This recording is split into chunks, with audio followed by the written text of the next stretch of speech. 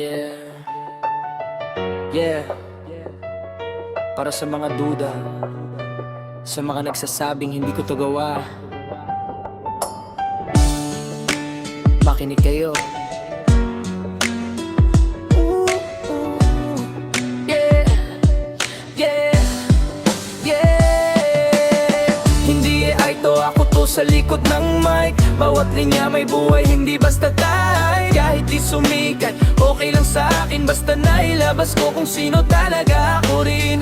Hindi ay to puso ang puhunan. Kahit anong sabihin nyo, di ako urungan. Kung mali man sa paningin nyo ang galaw ko, bahala na kayo, basta totoo ako.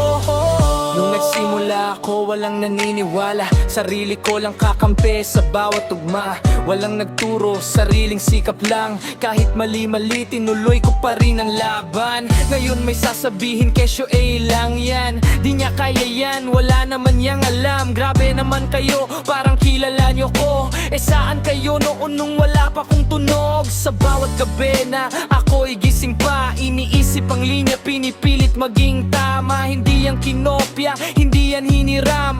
Bawat letra ko galing sa naramdaman. Hindi ay to ako to sa likod ng mic. Bawat linya may buhay, hindi basta tay. Kahit di sumikat, okay lang sa akin. Basta nailabas ko kung sino talaga ako rin.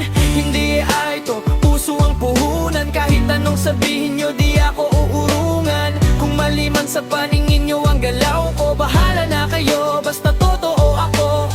They say I'm not smart, he can even write. Pero bakit bawat verse ko tumatama sa night? You call it AI, pero feel the emotion. This is real life, not a generated notion. Hindi kailangan genius para maging totoo. Kailangan lang lakas ng loob at puso. Kung English man o Tagalog ang bitaw, pareho lang yan, ako pa rin ang sumigaw. You doubt my pen, but you never tried mine. Hindi mo alam ang bigat ng bawat line. So keep talking loud, pero wala kang proof. Habang ako tuloy lang, steady sa booth. Kung hindi man ako sisikat balang araw, okay lang basta malinaw ang aking galaw. Hindi para sa fame, hindi para sa clout. Para to sa sarili ko, ilabas ang siya. Hindi ay to ako kung sa likod ng mic. Bawat linya may buhay, hindi basta tay. Kahit di sumikat, okay lang sa akin. Basta nailabas ko kung sino talaga ako rin. Hindi ay to puso ang puhunan. Kahit anong sabihin nyo, di ako uurungan. Kung mali man sa paningin nyo ang galaw ko, bahala na kayo, basta totoo ako. Kaya sa mga hindi naniniwala, hindi ko na kailangan patunayan pa.